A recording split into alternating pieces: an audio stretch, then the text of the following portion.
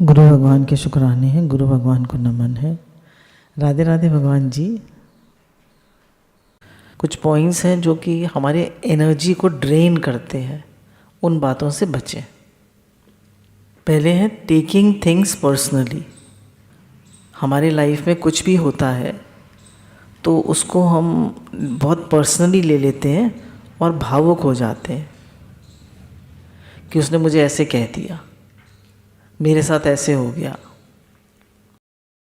उससे क्या होता है कि हमारे मन में या तो रिएक्शन हो जाता है कुछ, या हमें गुस्सा आ जाता है।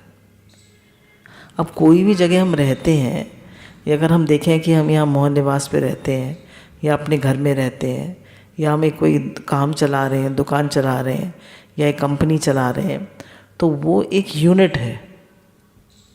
तो वहाँ हम उस सब संस्था के हम एक मेंबर्स हैं। तो वो एक ऑर्गेनाइजेशन है। तो उस ऑर्गेनाइजेशन में बहुत सारे वर्क्स होते हैं, बहुत सारे काम होते हैं, बहुत सारी चीज़ें होती हैं। तो उन सब चीज़ों को लेकर कोई बात हमसे कही जाती है, तो उसमें हम पर्सनली उसे ले लेते हैं कि मुझे कहा गया है, और हम उसको ईगो प्रॉब्लम बना लेते हैं। तो जो लोग ईगो प्रॉब्लम बना लेते हैं उसे तो उनका मन उनको बहुत खाता है, और रोते हैं वो, और दुखी होते हैं और परेशान होते हैं। तो हमें नहीं कहा गया है, वो ऑर्गेनाइजेशन का एक वर्क है, ऑर्गेनाइजेशन का एक मैनेजमेंट है, और उसके लिए कहा गया है। मैं तो ऐसा नहीं हूँ, मैंने तो ऐसा नहीं किया, मेरे से ऐसे क्यों कहा गया। ये सब हमारा माइंड जो है वो दलीलें देने लगता है और हमें दुखी करने लगता है। पर अगर जिसने हमसे कहा है वो हमसे बड़े हैं, चाहे हमारी मदर इन लॉ है, चाहे हमारी मदर है, चाहे फादर है, चाहे हम किसी संस्था में काम करते हैं तो उसके बड़े हैं, उसको चलाने वाले वो हैं, सीईओ हैं, या कंपनी के मालिक हैं, या दुकान के मालिक हैं, तो वो हमसे कुछ कह रहे हैं, तो वो उसको पर्सनली ना लेकर हम ये समझें कि ये हमारी चीज़ को इम्प्रूव करना चाहते हैं, हम एक बेटर इंसान बनाना चाहते हैं। पहले हम ये देखें उनकी भावना अच्छी है, जो हमसे कह रहे हैं उनकी भावना अच्छी है। अगर उनकी भावना अच्छी है तो जो कह रहे हैं वो अच्छा ही है, तो फिर हमको कभी भी हर्ट नहीं होंगे, हम हर्ट नहीं होंगे, दुखी नहीं होंगे, रोएंगे नहीं, परेशान नहीं होंगे, गुस्सा नहीं करेंगे, रिटेलिएट नहीं करेंगे। उसको एज अ लर्निंग लेसन, या भाई ठीक है कोई बात होगी संस्था में तो कही जाएगी, तो वो बात कह दी गई, हमने सुन ली, हमने समझ ली, और हम आगे बढ़ गए। Learn, grow and March ahead. देखो, समझो, सीखो और आगे बढ़ो। जब हम इमोशनल होते हैं तो हमारी एनर्जी ड्रेन आउट होती है, और जो हमें हमारी एनर्जी हायर पर्पस के लिए है, परमात्मा प्राप्ति के लिए है, सेवा के लिए है, वो एनर्जी उसमें नहीं लग पाती, वो एनर्जी ड्रेन होने लगती है। कुछ भी हो जाए मुझे अपसेट होना ही नहीं है। एक अपने माइंड को ये समझा दें कि कुछ भी हो जाए लाइफ में, कोई भी बात हो जाए, मुझे अपसेट नहीं होना है, मुझे दुखी नहीं होना है, परेशान नहीं होना है, कि भगवान का राज है, भगवान का मंदिर है, भगवान का संसार है। वो जो कर रहे हैं, जो जैसा कर रहे हैं, जो हो रहा है बढ़िया ही हो रहा है। और कभी कभी जब हमारी डांट पड़ जाती है तो हम ज़्यादा अलर्ट हो जाते हैं, ज़्यादा समझदार हो जाते हैं, और थोड़ा हमारी ईगो भी नीवा हो जाती है। तो डांट पड़ना कोई बुरी बात नहीं होती है। पहले बड़े लोग भी काफ़ी डांटा करते थे, spare the rod and spoil the child पहले कहा जाता था। आजकल कहा जाता है बच्चों को कुछ मत कहो, है ना। कि आजकल क्या कहा जाता है, कुछ मत कहो। पहले तो माता पिता थोड़ा डांट के रखते थे बच्चों को। हमसे कोई कुछ कह रहा है, उसे लर्निंग लेसन समझकर आगे बढ़ना है।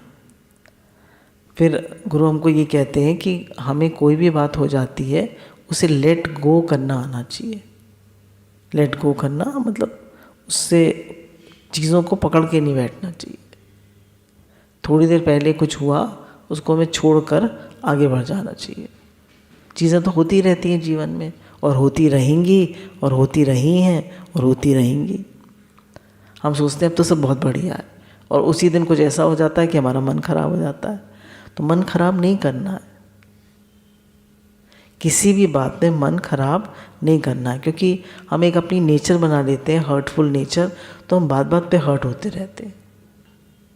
गुरु हमको बताते हैं अगर हम ज्ञान सहित समझें कि मैं तो आत्मा हूँ, मैं ये शरीर तो नहीं हूँ, I am not this body, head like body, I am not this, मैं ये शरीर हूँ, ये तो पशु बुद्धि है।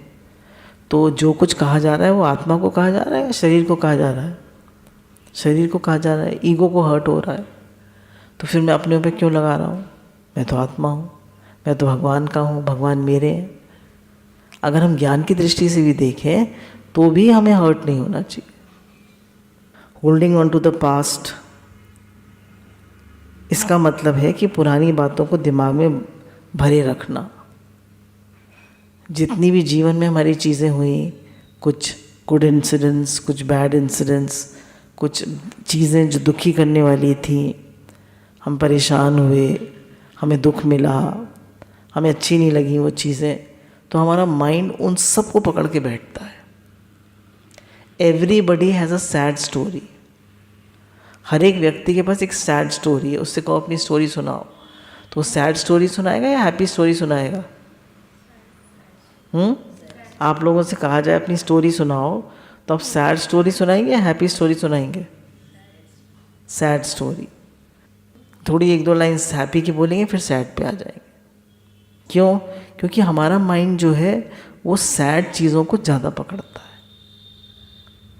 वो पास्ट की दुख भरी बातों को पकड़ के रखना चाहता है। जबकि ऐसा नहीं है कि हमारे साथ खराब ही खराब हुआ है, अच्छा भी तो बहुत कुछ हुआ। कितनी बार हमारे सर में दर्द होता है, कितनी बार हमारे पेट में दर्द होता है, कितनी बार लाइफ में हमें प्रॉब्लम्स आती हैं। इतने साल जो अच्छे गुजरे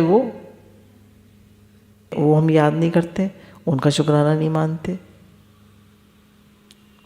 पर जो हमारे मन के अनुकूल नहीं हुआ, जो हमें अच्छा नहीं लगा, वो हमें बहुत बुरा लगता है, वो हम पकड़ के बैठना चाहते। तो जब हम किसी बात को पकड़ के बैठ जाते हैं, जैसे मानो कोई भी बात हुई, लड़ाई हो गई, एक एग्जाम्पल लेते हैं, हस्बैंड वाइफ है, उनकी लड़ाई हो गई। अब वाइफ क्या करेगी?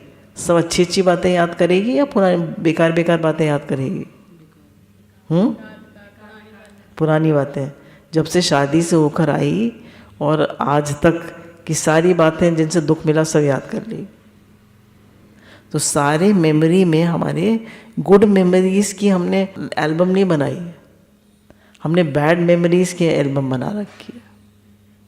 तो हम बैड मेमोरीज़ के एल्बम को फ्लिक करते रहते हैं, ये हुआ, ये हुआ, ये हुआ, तब ये कहा, तब ये कहा, और इतने मोमेंट्स जो इन्जॉय किए, वो इतना सुख मिला, जो वो इतने अच्छे से रहे, हर एक दिन थोड़ा दुख थोड़े ना मिला। तो इसलिए पास्ट को, शिकायतों और खटपट वाली पुरानी बातों को नहीं मन में रखना चाहिए।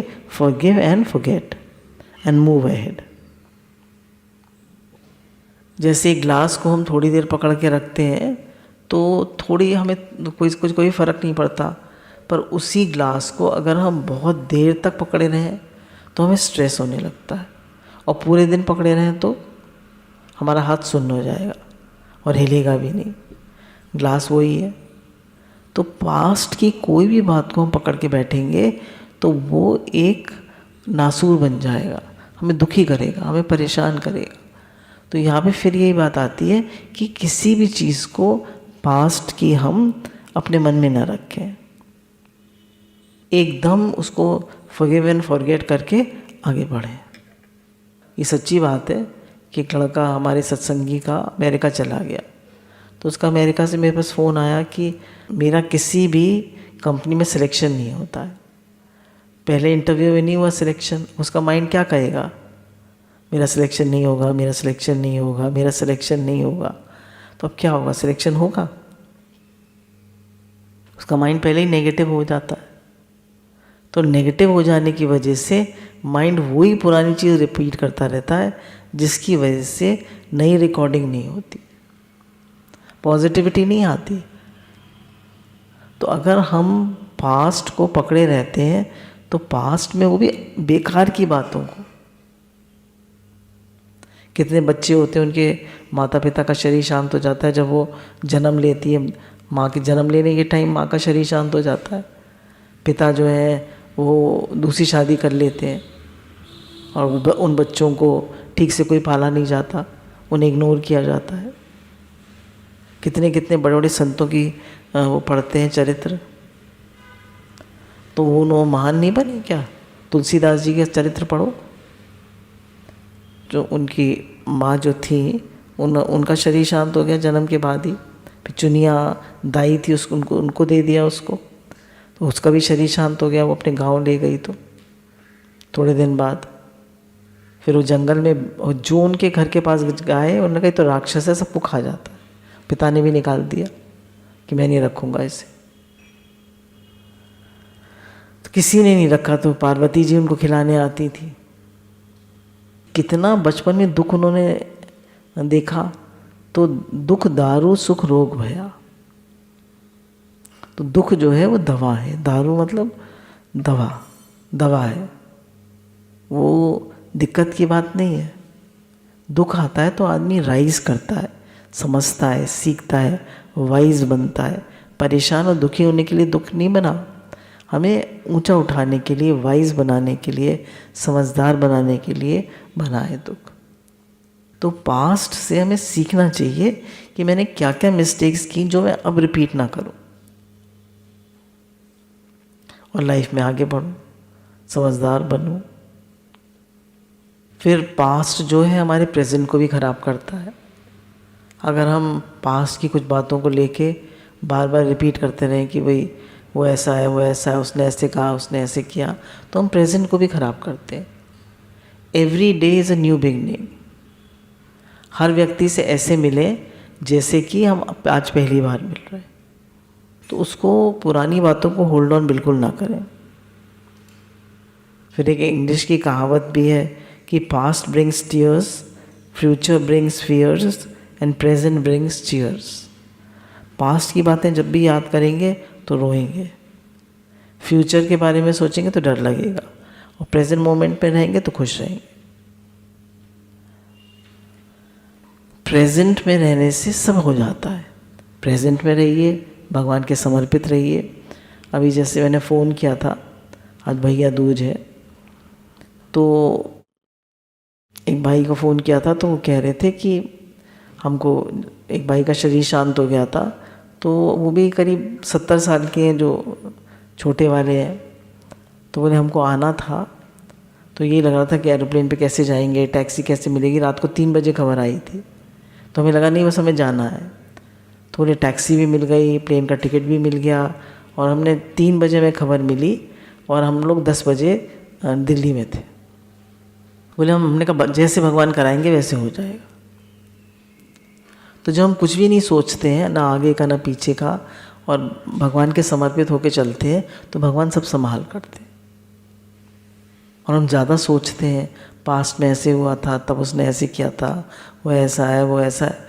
कोई बुरा नहीं है भले मन के वास्ते। अब माइंड जो है वो पुरानी बातों को रिकॉल कर करके दुखी होता रहता है और डरा डरा सा रहता है। किसी का डाइवोर्स हो गया, किसी की डेथ हो गई, तो उन पुरानी बातों को याद करता रहेगा। अरे भगवान है ना, भगवान से संबंध बनाओ, भगवान से प्रेम करो, उन्हें अपना बनाओ। संसार के पीछे क्यों पड़े हो? संसार में यहाँ कुछ मिलने वाला तो है नहीं, संसार में कोई किसी का है तो है नहीं। यहाँ तो सब एक नाते रिश्ते हैं, उनको थोड़े दिन हमें निभाना है और फिर चले जाना है। तो यहाँ पास्ट की बातों को पकड़ के बैठने का मतलब क्या है? कोई मतलब ही नहीं है। तो इसलिए पास्ट को तो बिल्कुल पकड़ के नहीं बैठना चाहिए। Past is only A learning lesson. और गुरु कहते हैं मेंटर के सानिध्य में जब हम रहते हैं तो हम सीखते चलते हैं और आगे बढ़ते चलते हैं। ओवर स्ट्रेसिंग, जब कोई भी सिचुएशन आ जाती है तो हम हर सिचुएशन को ओवर स्ट्रेस करते हैं। अब स्ट्रेस में आ जाते हैं, कैसे होगा कैसे होगा, हर चीज़ का स्ट्रेस बना लेते हैं। भाई आपसे नहीं हो सकती तो मत करिए, और हो सकती है तो फिर करिए। स्ट्रेस क्यों बनाते हैं? जैसे आज एक था कि सक्सेसफुल पीपल वो होते हैं जो चीज़ मुश्किल होती है उसको करते हैं, और अनसक्सेसफुल वो होते हैं उस चीज़ को करते हैं जो आसान होती है। तो आसान चीज़ तो हर एक कोई कर लेता है, कौन सी बड़ी बात है। तो हम उन किन लोगों में से हैं जो आसान चीज़ करते हैं, मुश्किल चीज़ करते हैं? हर एक आदमी आसान रास्ता चुनना चाहता है, वो ये आसान पड़ेगा ये कर लो। पर सक्सेसफुल कौन होते हैं? जो मुश्किल चीज़ को करते हैं। Yes, I can do it. Stress नहीं लेता है वो। अब देखिए, एक बार एक लड़का था, उसको वो भूख नहीं लगती थी, छोटा लड़का था 10-12 साल का। उसके पिताजी रुई धुनने का काम करते थे, तो उसको जैसे होता है ना, डिप्रेशन टाइप हो गया, बहुत परेशान, बहुत दुखी, बहुत उसकी तबीयत ही ठीक ना हो, उसको भूख ना लगे, दुखी दुखी सा रहने लगा। तो उसके फादर उसको साइकोलॉजिस्ट के पास ले जाते हैं। तो पूछते हैं कि बेटा तुम्हारे मन में क्या चीज़ है जो तुम्हें परेशान कर रही है? तो कहता है हमारे यहाँ हमारे पापा रुई धुनने का काम करते हैं, तो हम लोग उसके पास रहते हैं, शिपयार्ड के पास रहते हैं, मतलब समुद्र के किनारे रहते हैं। तो शिप आई थी, उसमें इतनी रुई थी, तो उसको देख के मैं घबरा गया कि सारी रुई मुझे ही धुननी पड़ेगी। तो अब मुझे उसको स्ट्रेस हो गया, तो सारी रुई उसी को धुननी है।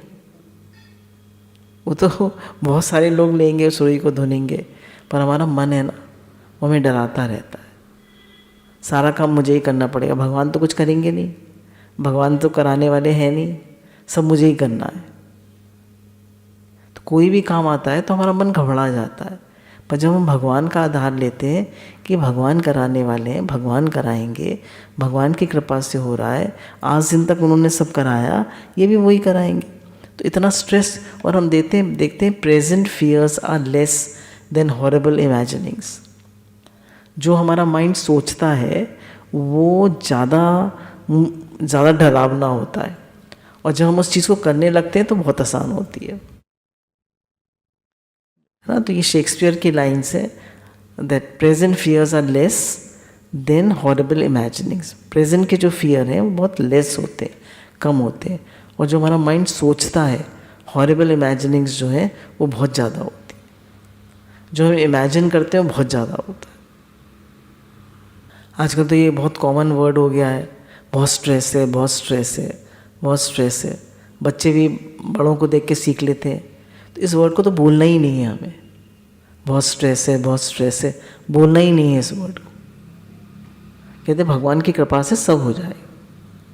एक अपने अंदर में भावना रखनी चाहिए कि भगवान की कृपा से सब हो जाएगा। आज दिन तक भगवान ने कराया, आगे भी करा ही रहे हैं और करा ही देंगे। स्ट्रेस होने से क्या होता है, माइंड ब्लॉक हो जाता है और हम थका थका सा महसूस करते हैं और हम सोच नहीं पाते हैं। हमारी स्ट्रेस लेने से हमारी इम्यूनिटी डाउन हो जाती है। स्ट्रेस लेने पर कोई एक्शन नहीं कर पाते हैं। तो स्ट्रेस जो है, स्ट्रेस तो लेना ही नहीं है, सारा स्ट्रेस दुनिया का भगवान के ऊपर है, हमारे ऊपर कोई स्ट्रेस नहीं। दुनिया को चलाने वाले भगवान हैं, हम तो एक इंस्ट्रूमेंट है। भगवान की इस सृष्टि का हम एक औजार है बस। जिसको अपना अपना रोल मिला है वो अपना रोल कर रहा है बस। And little anxiety is good for results. थोड़ी एंग्जाइटी जो है वो अच्छी है रिजल्ट्स के लिए, और ज़्यादा एंग्जाइटी जो है वो खराब है। तो स्ट्रेसफुल हमें बिल्कुल नहीं होना चाहिए। हम अपना काम टाइम पे करें, टाइम से उठें, टाइम से सब चीज़ करें, और अपने काम को रोज़ का रोज़ करें तो स्ट्रेस नहीं होगा। और हर बात में यही सोचें कि भगवान की कृपा से सब हो जाएगा। स्लीपिंग लेट, देर से सोना, आजकल तो बहुत कॉमन बात हो गई, 11, 12, 1 बजे तक सोना। तो गुरु कहते हैं, पहली कहावत है, early to bed early to rise makes a man healthy wealthy and wise. अगर हम समय पर नहीं सोते हैं तो हमारी जो बायोलॉजिकल क्लॉक होती है वो डिस्टर्ब हो जाती है। हमारी बॉडी में एक बायोलॉजिकल क्लॉक होती है, वो डिस्टर्ब हो जाती है। और अगर जिस दिन रात को नींद नहीं आए ठीक से, रात को आप देर में सोइए।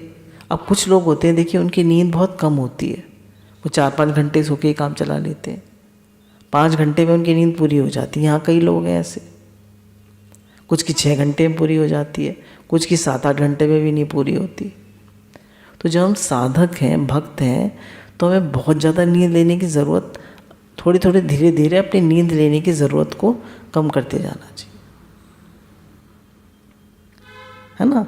शरीर को जितना ज़्यादा आराम देंगे उतना ज़्यादा आराम मांगेगा।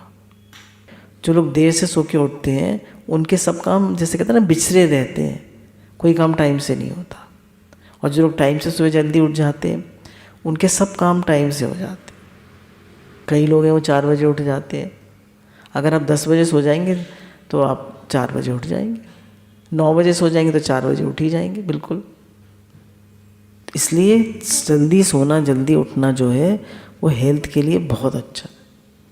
हेल्थ के लिए, हमारे माइंड के लिए, हमारी हर चीज़ के लिए, हमारी लाइफ के लिए बहुत टाइम होता है। ऐसे समझ लीजिए हमें कहीं जाना है और हम देर से चलें, पूरे रास्ते ट्रैफिक ट्रैफिक ट्रैफिक ट्रैफिक, और जल्दी सुबह निकल गए 5 बजे, एकदम आ जाएंगे। ऐसी ज़िंदगी का सफ़र है। आप जल्दी सुबह उठ जाइए, आप देखिए फटाफट आप सब काम आपके टाइम से हो जाएंगे, आपको बहुत अच्छा लगेगा। और आप देर से सो के उठें आराम से। आजकल तो फैशन हो गया है 10 बजे 11 बजे उठना, देर से तो उठना ही 8-9 बजे उठना। बच्चों को भी वही आदत पड़ जाती है, रिलैक्स कर रहे हैं। जो आजकल लड़कियों को PCOD हो रहा है, यंग गर्ल्स को, तो उसका रीज़न क्या है? वो देर से सो के उठती हैं, फिर लाइफ में उनकी कोई एक्सरसाइज नहीं होती है और उससे हार्मोनल डिस्टर्बेंस हो जाता है। उनकी लाइफ में कोई प्रॉपर फूड नहीं होता, प्रॉपर एक्सरसाइज नहीं होती, और उससे उनको PCOD हो जाता है। फिर जो लोग बिल्कुल एक्सरसाइज नहीं करते, खाते अच्छा है, सबको बढ़िया खाने को चाहिए, तो वॉकिंग नहीं करेंगे, एक्सरसाइज नहीं करेंगे, कब कहाँ है टाइम एक्सरसाइज करने का?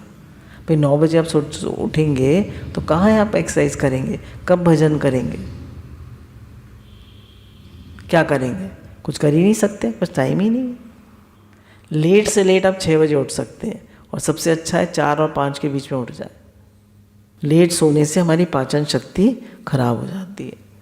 विदेशों में तो लोग अक्सर कॉफ़ी पी के और सैंडविच खा के, और एक हमारे जानने वाले हैं, अच्छी वाली किसी कॉल सेंटर में उनकी जॉब थी, तो वहाँ को पेस्ट्री और केक्स और बिस्किट्स अच्छे वाले और कॉफ़ी खूब सर्व करते रहते थे, तो उनको अच्छे पसंद थे, वो खूब खाते रहते थे, तो उन्हें वो हो गया हाइटस हर्निया, कॉफ़ी पी के और ये सब खा के बहुत तबीयत ख़राब हो गई उनकी। तो जो हमारे पूर्वजों ने बनाया था सिस्टम, वो बिल्कुल ठीक था। जल्दी उठो, फिर सुबह जब आप उठते हैं मतलब आपको फ्रेश एयर मिलती है, फिर संतों की वाइब्रेशंस मिलती हैं। सारे संत लोग उस समय जगह होते हैं। आप 4-5 बजे उठ के भजन करिए और 7-8 बजे करिए, तो आप देखिएगा बहुत फ़र्क होता है। सुबह उठकर आपको सब संतों के वाइब्रेशंस मिलते हैं, भाव मिलते हैं। सारे संत लोग बैठ के उस समय भजन कर रहे होते हैं। तो सुबह के ब्रह्म मुहूर्त में उठने की तो बात ही अलग है। लेट सोने से हमारी पाचन शक्ति खराब हो जाती है और हमें एसिडिटी रहने लगती है। पुअर डाइट, आजकल फैशन है कि पतले होने का, फूंक मारो उड़ जाए। तो कह रहे हैं पतले रहने के लिए लोग कम खाते हैं। इसका नुकसान होता है कि हमारे शरीर में मिनरल्स और विटामिन्स की, न्यूट्रिएंट्स की कमी हो जाती है, जिससे हमारा स्टैमिना कम रहता है और हमारी इम्यूनिटी वीक हो जाती है। तो ये जो कम खाने का फैशन है ये ठीक नहीं है। पहले तो हमारे घर में जो यंग बच्चे होते थे वो अच्छे से खाते थे और खूब सेवा करते थे। तो अगर खाएंगे अच्छे से और सेवा नहीं करेंगे तो मोटे हो जाएंगे, पर खाएंगे अच्छे से और सेवा भी करेंगे तो कभी मोटे नहीं होंगे। आपका अंदर से इम्यूनिटी स्ट्रांग रहेगी और आप स्ट्रांग रहेंगे और मोटे भी नहीं होंगे। बस उन चीज़ों को अवॉइड करिए जैसे घी, ज़्यादा चावल, आलू, मीठा, ये सब चीज़ें वेट बढ़ाती हैं, इनको अवॉइड करिए। तो हमारे बुज़ुर्ग लोग कहते थे अति आहार और अल्प आहार दोनों ही गलत हैं। जितनी भूख हो उससे थोड़ा कम खाएं। 3/4 पेट भरें और 1/4 पेट खाली रखें आकाश तत्व के लिए। जब हम 1/4 पेट खाली रखते हैं तो उससे खाना पचने और रस बनने में लाभ होता है। ज़्यादा खाते हैं तो आलस आता है, और कम खाते हैं तो कमज़ोरी रहती है। थोड़ी थोड़ी देर में भूख लगती है, कहते हैं ना डाइटिंग पे, हम डाइटिंग पे, तो कम खाते हैं, फिर भूख लगती है तो फिर नमकीन, बिस्किट, मठरी जो हाथ पड़ता है वो खा लेते हैं। खाना कहते हैं हम कुछ खाते ही नहीं, हम कुछ खाते ही नहीं है। एक हमारी सत्संग प्रेमी है तो कहा बहुत मोटी हो रहे हैं आप, तो क्या खाते हैं? दाल रोटी, दाल रोटी, कुछ नहीं खाते। फिर मोटे कैसे हो रहे हो? फिर बिना खाए तो कोई मोटा नहीं होता, या तो खा रहे हैं और फिर वर्कआउट नहीं कर रहे हैं।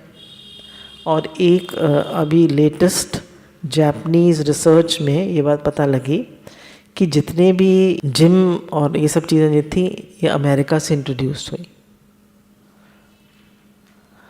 तो अमेरिकन उसमें था कि जिम वगैरह बनने चाहिए, और वो ही सब जिम के जितने भी मशीन वगैरह हैं, जितने भी वहाँ पे इक्विपमेंट्स हैं, वो सब अमेरिकन ही हैं।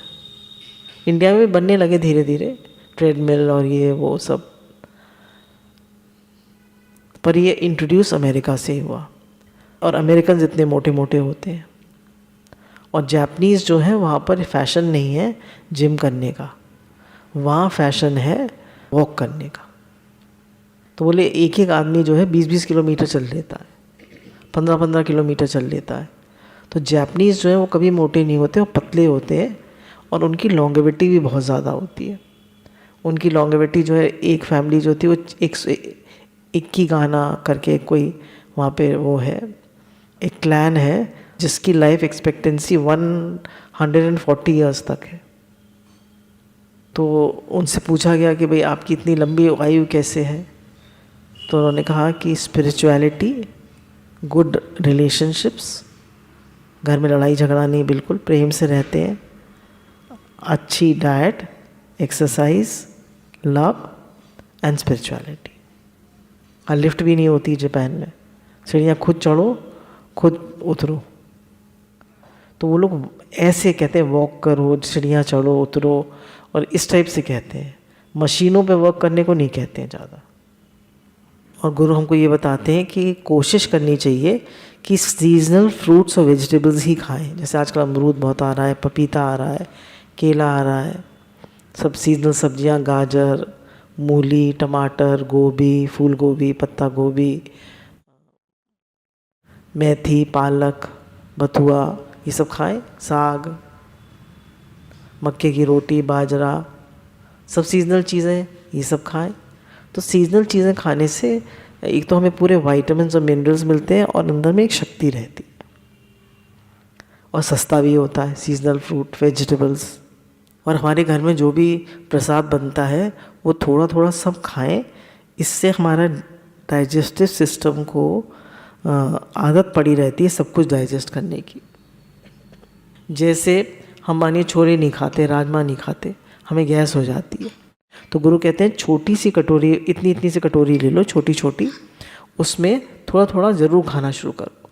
थोड़ा थोड़ा खाओगे तो तुम्हारे सिस्टम को सब चीज़ आदत पड़ती जाएगी हजम करने की। ऐसे मत सोचो ये मैं नहीं खाता, ये मैं नहीं खाता, ये मैं नहीं खाता, मैं तो खाली परवल आलू खाता हूँ और रोटी खाता हूँ और मेथी खा लेता हूँ और बस बहुत कम सब्जी खाता हूँ, सब इससे मुझे गैस हो जाती है, इससे गैस हो जाती है, तो ये मुझे सूट नहीं करता। बोले सब चीज़ खाओ, थोड़ी मात्रा में खाओ, और जो सूट करती हो थोड़ा ज़्यादा खा लो, पर खाओ सब। उससे सब न्यूट्रिएंट्स भी मिलते हैं और बॉडी को सब कुछ डाइजेस्ट करने की आदत पड़ी रहती है। फिर नेक्स्ट पॉइंट है कंप्लेनिंग ऑल द टाइम। हमको ब्लेस्ड फील करना चाहिए, कंप्लेन कभी नहीं करना चाहिए। भगवान ने हमें बहुत अच्छे से रखा है। हर इंडिविजुअल को ये सोचना चाहिए कि हमारे कर्मों के हिसाब से भगवान ने हमें बहुत अच्छे से रखा है। It couldn't have been better. अगर if God does not want to change your situation, He wants to change your heart. उसी परिस्थिति में भगवान देखे। अगर भगवान हमारी लाइफ की सिचुएशन को चेंज नहीं करना चाहते तो चाहते हैं हम अपने भाव को चेंज करें, हम अपने दिल को चेंज करें, हम अपनी आदतों को बदलें। When we blame others, we lose the power to change ourselves. जब हम दूसरों को ब्लेम करते हैं तो अपने को चेंज करने की पावर को लूज़ कर देते हैं। अगर हमें प्रेम ही प्रेम मिलेगा तो ईगो बढ़ेगा, अगर डांट ही डांट मिलेगी तो डिप्रेशन होगा। और थोड़ा प्रेम और थोड़ी डांट अच्छी है। हमें गुरु मिले हैं, सत्संग मिला है, नाम जप मिला है, वी शुड बी ग्रेटफुल। बहुत ज़्यादा हमें ग्रेटफुल होना चाहिए। Every situation is good. हर एक परिस्थिति अच्छी है। उस परिस्थिति में हमारा रिएक्शन क्या है, हमारी सोच क्या है। हम परिस्थिति जब भी कोई आती है तो हम कंप्लेन और ब्लेम करने लगते हैं। हम बाहर से कुछ नहीं बोल पाते पर हमारा माइंड तो करता ही है। तो हमें माइंड को कंप्लेनिंग और ब्लेमिंग की नेचर नहीं डालनी है, अपने को चेंज करना है। Change your self and the world is changed. अपने को चेंज करना है, अपने थिंकिंग को चेंज करना है, अपने भाव को चेंज करना है और हमें लगेगा सिचुएशन चेंज हो गई। Over thinking, worrying is like a rocking chair which leads you nowhere. ज़्यादा सोचने से क्या होता है, एनर्जी ड्रेन होती है, काम नहीं होता और सोचने में समय निकल जाता है। जब ज़्यादा सोचते हैं तो वर्क आउटपुट इज़ नील, क्योंकि एनर्जी तो वही है, चाहे आप काम में लगा दीजिए चाहे सोचने में लगा दीजिए। जब हम ज़्यादा सोचते हैं तो फियरफुल हो जाते हैं और ऑक्सीजन डिप्लीशन बहुत ज़्यादा होता है। ज़्यादा सोचने से हमारी ब्रेन जो है वो हमारे काफ़ी ऑक्सीजन को यूज़ कर लेती है। तो जो लोग ज़्यादा सोचते हैं उनका इम्यूनिटी लेवल कम होता है, और जो लोग प्रसन्न रहते हैं, खुश रहते हैं, उनका इम्यूनिटी लेवल अच्छा होता है। जो लोग ज़्यादा सोचते हैं वो क्रिटिकल और स्ट्रेस्ड रहते हैं। पास्ट की एक भी बात हो जाए उसको रखे बैठे रहेंगे, फॉरगिव एंड फॉरगेट नहीं करेंगे, उसको मन में रखे बैठे रहेंगे। जैसा हम सोचते हैं वैसा हम अट्रैक्ट करते हैं, है ना। What you think you experience and what you think you attract. हम वही चीज़ों को अट्रैक्ट करेंगे। अगर हम ज़्यादा ब्लेम और कंप्लेन करेंगे तो वही अट्रैक्ट करेंगे, नेगेटिव सोचेंगे तो नेगेटिविटी को अट्रैक्ट करेंगे। तो इसलिए भगवत भाव में रहें, शुक्रानों में रहें, प्रेम में रहें, सेवा भाव में रहें, अच्छा सोचें, कभी भी कोई भी गलत भाव मन में ना आने दें। We can not have the luxury of even one negative thought. एक भी नेगेटिव थॉट को मन में आने ही ना दें। पॉजिटिव गुड थॉट्स रखें अपने मन में। जो ज़्यादा सोचते हैं वो रिस्पॉन्सिबिलिटी नहीं ले पाते, क्योंकि सोचने में ही उनका मन निकल जाता है, वो रिस्पॉन्सिबिलिटी नहीं ले पाते। अगर सोचना ही है तो पॉजिटिव सोचें, भगवत भाव रखें, be thankful, be grateful to God, सेवा करें, हेल्प करें, भगवान के बारे में सोचें, क्रिएटिवली बिजी रहें, है ना। सोचना ही है तो अच्छा सोचें, खराब क्यों सोचें। जितने भी बड़े बड़े इन्वेंशंस हुए, डिस्कवरीज हुई, इन लोगों ने सबकी थिंकिंग नेचर थी ना, पर इन्होंने अपनी थिंकिंग को किस में लगाया, क्रिएटिविटी में, इमेजिनेशन में। और कोई चीज़ जिससे सेवा हो सके उन्होंने इन्वेंट करी। हमारे सब कैसेरोल्स वगैरह निकले हैं तो उसमें ज़्यादा कुछ टेक्नोलॉजी थोड़ी ना है, बस उन्होंने वो लगा दिया थर्माकोल और उससे वो चीज़ गर्म रहती है। कितने डब्बे बन गए, कितनी सेवा हो रही है। सोच से नई नई चीज़ें निकल आती हैं। कितने इन्वेंशंस होते हैं, कितने इनोवेटर्स होते हैं, कितने लोग नए नए काम शुरू करते हैं। अब तो टेक्नोलॉजी कितनी फास्ट मूव कर रही है।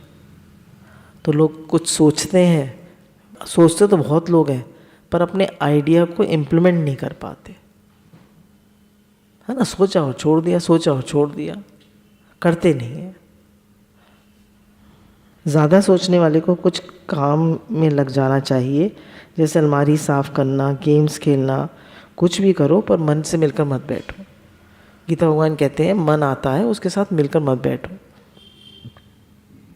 बैडमिंटन खेलो, खाना बनाओ, अलमारी साफ़ करो, गुरु की वीडियो देखो, कुछ फिज़िकल वर्क करो ताकि तुम्हारा शरीर थक जाए और मन तुम्हारा शांत हो जाए। बड़ी बड़ी कंपनी के सीईओज जो हैं वो घर आके गार्डनिंग, कुकिंग और वर्कआउट करते हैं ताकि उनका माइंड जो है वो रिलैक्स हो जाए। फिर 8th है गॉसिपिंग, भलाई बुराई करना, निंदा करना या गॉसिप करना।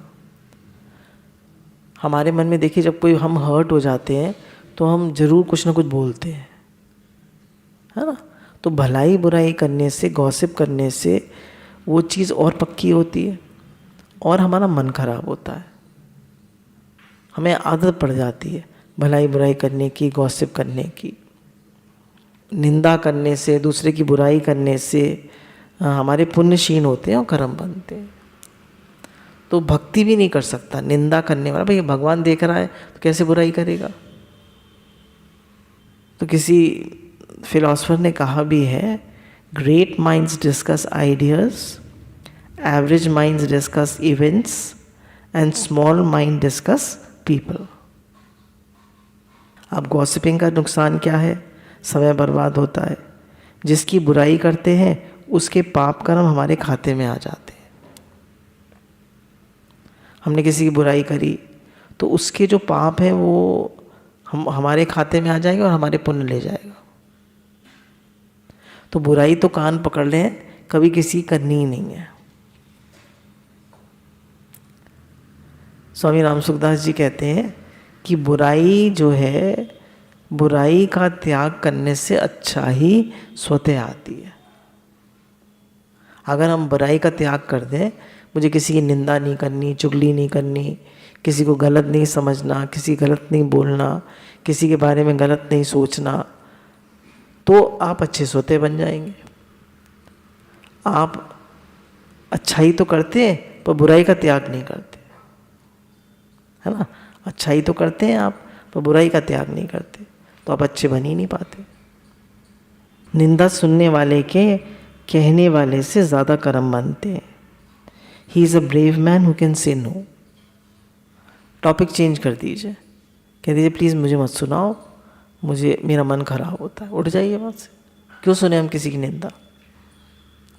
जब हम किसी की निंदा सुनते हैं या गॉसिप सुनते हैं तो राग द्वेष झगड़े बढ़ते हैं, रिलेशनशिप बिगड़ते हैं। जो निंदा सुनता है वह डस्टबिन बन जाता है ना। अगर हम निंदा सुनते हैं तो हम क्या बन जाते हैं? डस्टबिन। अगर हम निंदा करते हैं तो अंदर में डरते हैं कि कहीं वो हमारी बात किसी से कह ना दे। लेडीज़ का सेंटर रिलेशनशिप्स है और घर होता है, उसी की बात करती हैं। रिलेशनशिप्स और घर। कुकरी चैनल्स जो हैं उनके देखिए कितने एम व्यूज़ जा रहे हैं। हर कोई खाना खाता है तो भैया इधर उधर की बात करते हैं, तो कुकरी को ये देखो, चलो कुछ बनाओ, ये खाना ही बनाओ, बेकार की बात तो मत करो। अगर आप पढ़ते लिखते रहते हैं, विचार करते रहते हैं, तो आप आइडियाज़, क्रिएटिविटी या भगवान की बातें डिस्कस करते हैं। पढ़ते लिखते रहते हैं, भागवत जी पढ़िए, रामायण पढ़िए, गीता जी पढ़िए।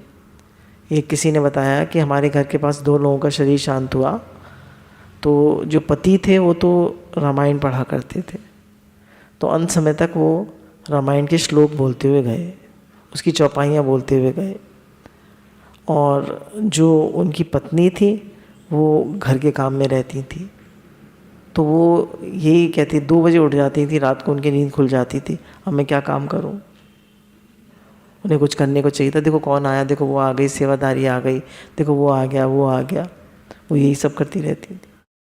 तो जो लोग बहुत ज़्यादा काम करते हैं तो उनको काम ही याद आता है उन समय में, और आपने भगवान का नाम लिया होगा, आपने पढ़ा होगा, आपने विचार किया होगा, तो आपको वही याद आएगा। तो आप क्या क्या किया आपने जीवन भर? काम करना अच्छी बात है, पर जब आप बुज़ुर्ग हो जाए, 65 साल के हो जाए, 60-65 साल के हो जाए, तो आप भजन में ज़्यादा मन लगाइए और बच्चों को काम करने दीजिए। आप ज़्यादा कर्मों में प्रवृत्ति मत रखिए। Trying to please everyone, trying to please everyone, जो सबको खुश करना चाहता है वो खुद दुखी रहता है, क्योंकि कोई किसी को खुश नहीं कर सकता। आप लोग बताइए, जितने लोग सत्संग सुन रहे हैं, कोई आपसे खुश है घर में? बताइए। आप लोग, हमारे यहाँ इतने सारे लोग बैठे हैं, कौन किससे खुश है? कोई किसी को खुश कर ही नहीं सकता। It is next to impossible. क्यों? सबके पास मन है। आज खुश हो जाए, कल फिर बुरा मान जाए। किसी व्यक्ति को संसार में सारे सुख मिल जाएं तो भी वह खुश नहीं होगा, क्योंकि भगवान ने कहा संसार दुखालम अशाश्वतम। अगर किसी को 100 रुपये मिल जाए तो उसको 1000 की इच्छा होगी, 1000 मिल जाए तो 10,000 की इच्छा होगी, 10,000 मिल जाए तो लाख की इच्छा होगी, लाख मिल जाए तो करोड़ों की इच्छा होगी, करोड़ मिल जाए तो 100 करोड़ की इच्छा होगी, अरब की इच्छा होगी, अरब की इच्छा होगी तो खरब की मिल जाए तो खरब की इच्छा होगी, खरब मिल जाए तो उसको पूरे भूमंडल के राज की इच्छा होगी, भूमंडल का राज मिल जाए तो स्वर्ग के राज की इच्छा होगी, और फिर तीनों लोगों का राजा बनने की इच्छा होगी। तो इसलिए इच्छा को तो कभी आप ख़त्म कर ही नहीं सकते, और ना आप किसी को खुश कर सकते। बस ये है, आप अपना भजन करिए, भगवान में मन लगाइए, सेवा करिए और भगवत भाव में रहिए, शुक्रानों में रहिए।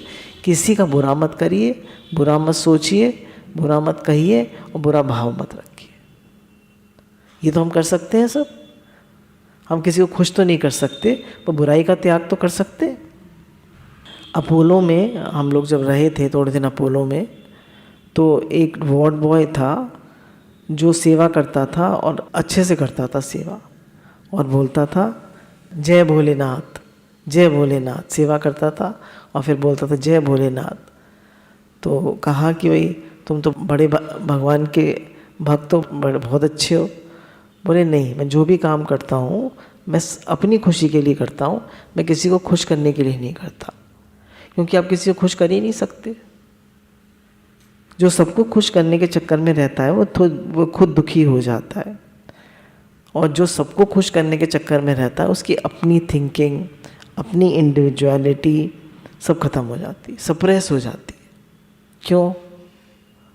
हमेशा दूसरों के हिसाब से ही चलता रहता है, इसको खुश करूं, उसको खुश करूं, उसको खुश करूं, खुश कोई होता नहीं है, तो बेचारा खुद डिप्रेस हो जाता है। फिर लास्ट पॉइंट है social media waste of time. 90% लोग स्मार्टफोन्स में अपने पास रखते हैं, है ना। 90% लोग के पास स्मार्टफोन्स होते हैं, एंड्रॉयड फ़ोन्स होते हैं। 90% लोग आए हुए SMS को 3 मिनट के अंदर पढ़ लेते हैं। हे नाथ, हे नाथ, हे नाथ, हे नाथ, हे नाथ। 22% लोग स्मार्टफोन्स को टॉयलेट में भी यूज़ करते हैं। 84% लोग फ़ोन को बेड में भी यूज़ करते हैं। 84%, इमेजिन। 15% लोग ड्राइविंग के दौरान फ़ोन यूज़ करते हैं, सो डेंजरस। 60% लोग गेम्स खेलने के लिए फ़ोन को यूज़ करते हैं, 60%, इमेजिन। पबजी एक वो था गेम जो कि चाइनीज़ वालों की तरफ से था। हमारे मोदी जी ने सब चाइनीज़ बैन कर दिए, सब काफ़ी सारे ऐप्स बैन कर दिए, तो कितना फ़ायदा हो गया। काफ़ी सारे ऐप्स बैन कर दिए उन्होंने, काफ़ी सारे गेम्स बैन कर दिए, काफ़ी सारी चीज़ें बैन कर दी, तो उससे कितनी हमारी पब्लिक को फ़ायदा हुआ। टिकटॉक, किसी ने मुझे बताया दिल्ली में जितनी भी सेवाधारी लोग आती थी सब फ़ोन्स में लगी रहती थी। क्या देख रहे हो? टिकटॉक। काम ख़त्म करके 10-11 बजे बैठ जाती थी सब गुट बना के, और सब अपने फ़ोन में टिकटॉक देखती थी। ये सब टिकटॉक वगैरह देखते रहते थे कितनी। तो बोले सबसे ज़्यादा टिकटॉक की जो क्लाइंटेज थी वो इंडिया में थी। तो चाइनीज़ लोगों ने कहा इंडिया के लोग इतने बेवकूफ़, हमें नहीं पता था। उन्हें अर्निंग मिल रही है और हमें बेवकूफ़ बता रहे हैं। तो हम यही सब देखेंगे तो क्या करेंगे। 55% लोग एंटरटेनमेंट और वीडियोस देखने के लिए फ़ोन यूज़ करते हैं। तो ये सब चीज़ें जो हैं एक स्टडी के द्वारा ये सब हमको डेटा मिला है। अब हेल्थ हैज़र्ड्स ऑफ स्मार्टफोन्स, हमारी हेल्थ पर, हमारी थिंकिंग पर, हमारी पूरी साइकोलॉजी पे इसका क्या असर पड़ता है। It causes neurological changes, people complain of physical pain and low bone density. जैसे हाथ से किटकिट करते रहते हैं ना, तो हाथ की नसें तब थन जाती हैं। ट्विचिंग ऑफ फिंगर्स में ट्विचिंग होने लगती है, ऐसे होता है ना, जैसे पैल्पिटेशन होने लगती है, ऐसे फिंगर्स ट्विच करने लगती है। Pain in neck, hands and fingers, ज़्यादा फ़ोन देखने से गर्दन में, हाथों में और उंगलियों में दर्द रहने लगता है। Constant exposure to electromagnetic radiation interferes with memory and sleep. Continuous electromagnetic radiation होता है और हमारी स्लीप को और मेमोरी को डिस्टर्ब करता है। इफेक्ट्स आर डाइजेस्टिव सिस्टम, हमारा डाइजेस्टिव सिस्टम भी वो डिस्टर्ब हो जाता है ना। हर समय फ़ोन देखते रहेंगे, खा रहे हैं तो फ़ोन देख रहे हैं, हर समय फ़ोन। बिहेवियरल चेंजेस, गुस्सा ज़्यादा आता है, चिड़चिड़ाते ज़्यादा है। फ़ोन देखने वालों को गुस्सा बहुत आता है। Behavioural changes, feeling a void when the phone is not in hand, जब हाथ में फ़ोन नहीं है तो खालीपन। सब जब घर में एक जाओ, यहाँ पर भी आओ, सब फ़ोन लेके बैठे, kit kit kit kit kit kit kit kit, आपस में इंटरेक्शन ख़त्म हो जाता है। जब एक घर में लोग हैं तो सब अपने अपने फ़ोन में लगे रहते हैं, आपस में कोई इंटरेक्शन ही नहीं है, आपस में कोई प्रेम ही नहीं है, क्या है, फ़ोन में लगे हुए हैं। तो सब वर्चुअल वर्ल्ड में रह रहे हैं। वर्चुअल वर्ल्ड में लाइक्स चाहिए, वर्चुअल वर्ल्ड में हमें वो चाहिए, व्यूज़ चाहिए। पर भैया घर में प्रेम हो ये तो हमें चाहिए ही नहीं। हर समय फ़ोन। सोते समय फ़ोन को स्विच ऑफ करके अपनी बॉडी से कम 3 फीट की दूरी पर उसको रखें और उसको फ्लाइट मोड पे डाल दें। फ्लाइट मोड पे फ़ोन को डालने से रेडिएशंस नहीं आती। तो फ़ोन का यूज़ कम करें, वर्चुअल वर्ल्ड में कम रहें, जो हमारी एक्चुअल वर्ल्ड है उसमें ज़्यादा रहें। गुरु भगवान के अनंत शुक्राना।